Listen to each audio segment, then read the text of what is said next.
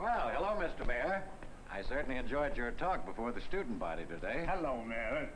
Well, thanks. I am always glad to speak of the importance of civic responsibilities, especially to the youngsters. You know, there's too much let Jaws do it. Something for nothing thinking going on around these days. Yes, I know. Hello, Mr. Wilson. Oh, hello, Miss Robinson. You know, it seems to me that you're in a very good position to get to the trend of this, Merritt, right in the classroom. Well, as a matter of fact, this something-for-nothing attitude that you speak of used to crop up in my classes all the time.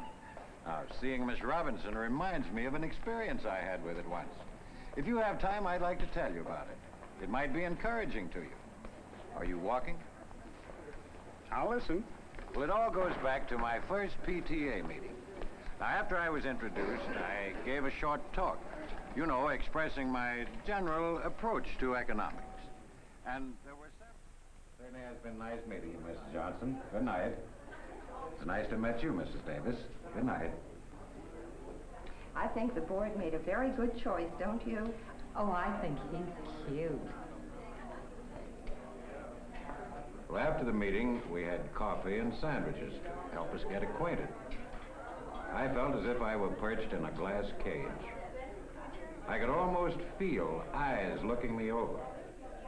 Some of their appraisals I could hear. Daddy, don't you and Mother want to meet the new teacher? I don't want to meet him. I don't like him. Well, I don't like my daughter being exposed to his horse and buggy, Horatio Alger work, and wind baloney.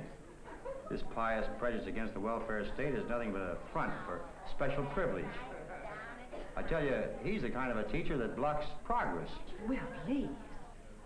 Mary, that man actually glorifies the personal gain motive. And besides that... And there it was, right down the line. It was a shock.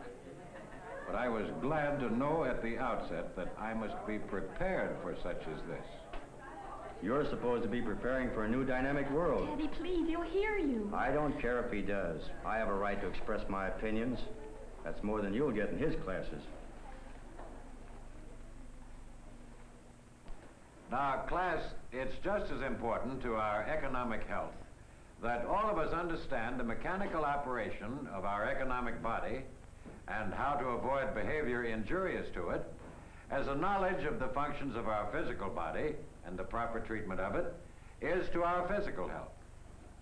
Let's consider then the elements which make up man's material welfare.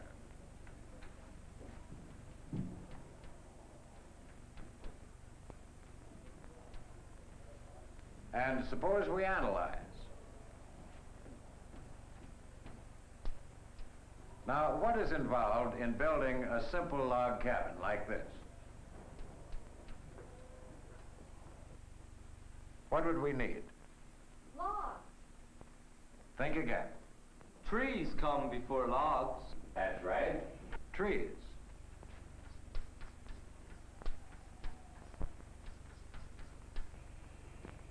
All right, now what else do we need? Some elbow grease. Manpower. Right. Human energy.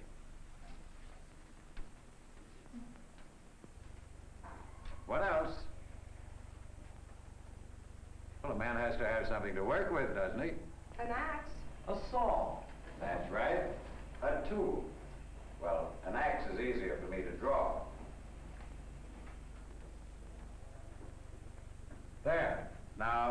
crude artwork illustrates that everything which contributes to man's material welfare is the product of natural resources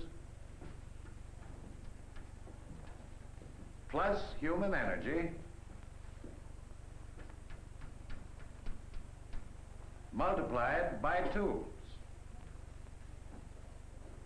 Man works, that is, produces goods and services by applying his energy to natural resources with the aid of tools.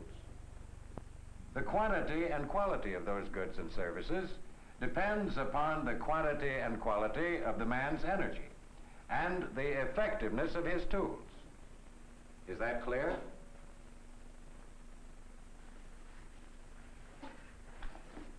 Now, the man who works all day long plowing his fields with the help of an ox can probably raise only enough food for his own use.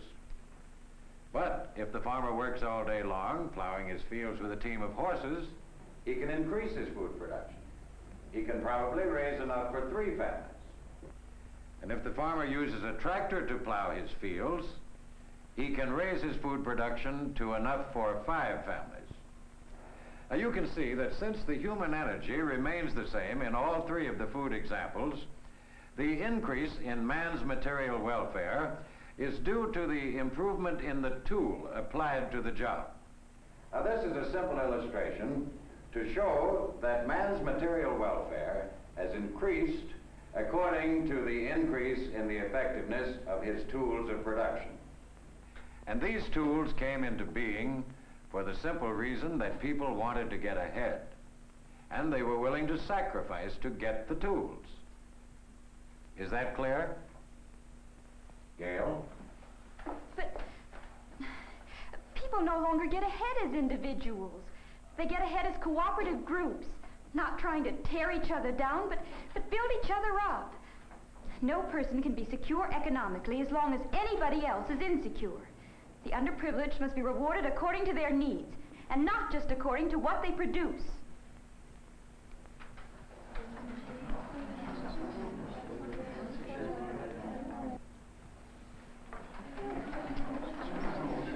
Class, Gail is really quoting Karl Marx, who said, "From each according to his ability, to each according to his need." What do you think about it? Sounds fair enough. Sure, everyone has to eat.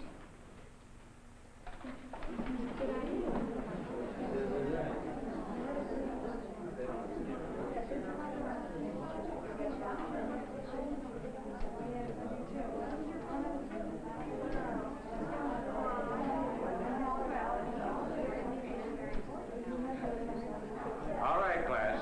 All right now. I want you to think about this. Really think how it will affect you.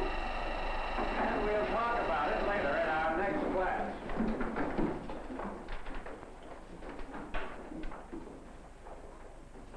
I was more worried than puzzled.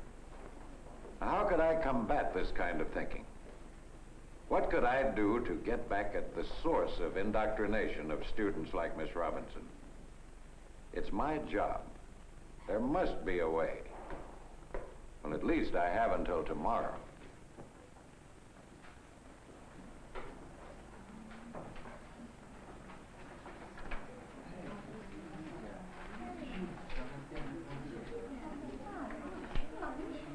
Well, class, there seems to be some surprise at the marks on your last test papers.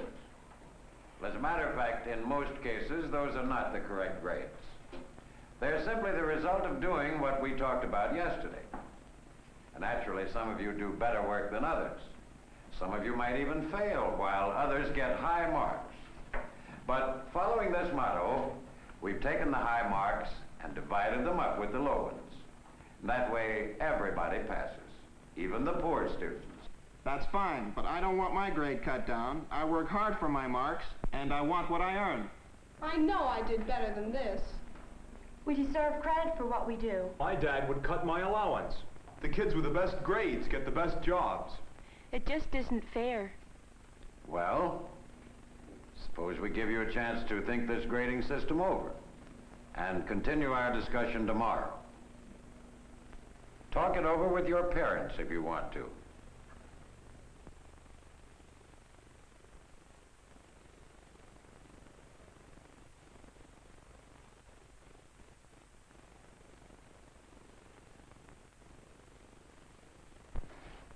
Hello, darling. How'd it go today? I really don't know, Mother. Oh, that's a strange answer. Anything wrong?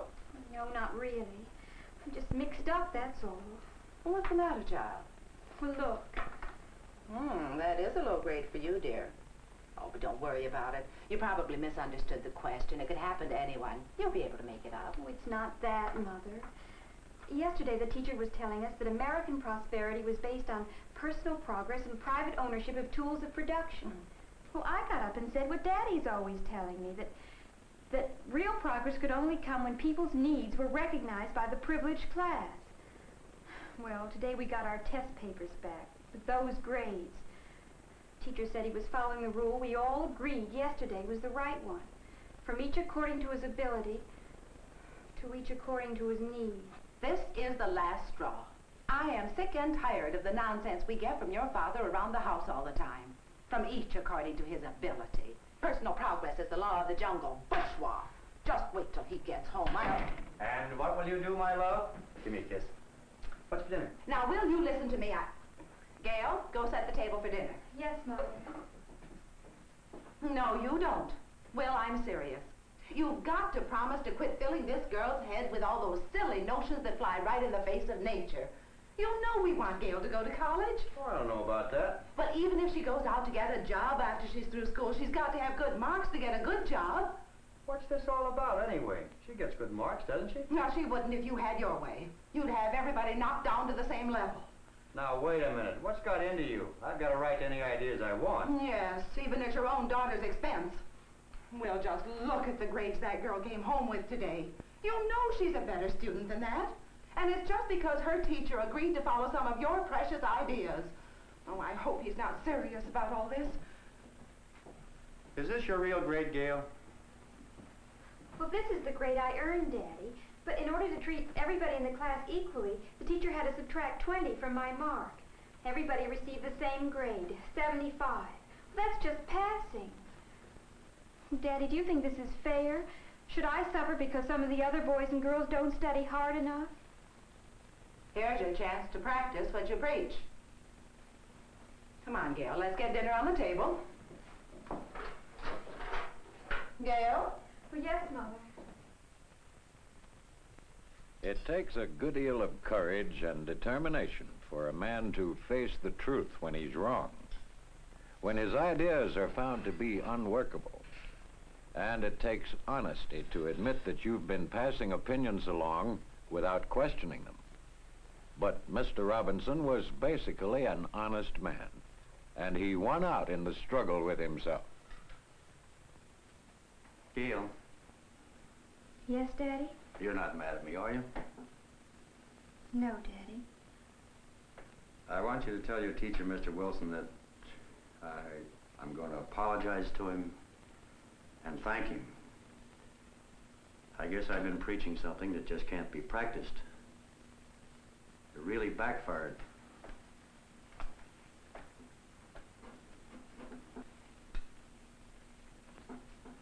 I'm very proud of you, and you're much better than the average, and I always want you to be. Thanks, Daddy. Well, the next day, Gail made a little speech before the class that really warmed the cockles of my heart. And the whole class agreed with her that incentive is an economic necessity. When I asked them what would happen to production if there were no incentive for adult workers, they answered that some sort of a policeman would have to make people work. Now, how's that for a happy ending? It's a wonderful story, Merritt. So beautifully simple. You know, Merritt, if you were eligible, I'd like you to run for city council. Well, thanks, Mr. Mayor.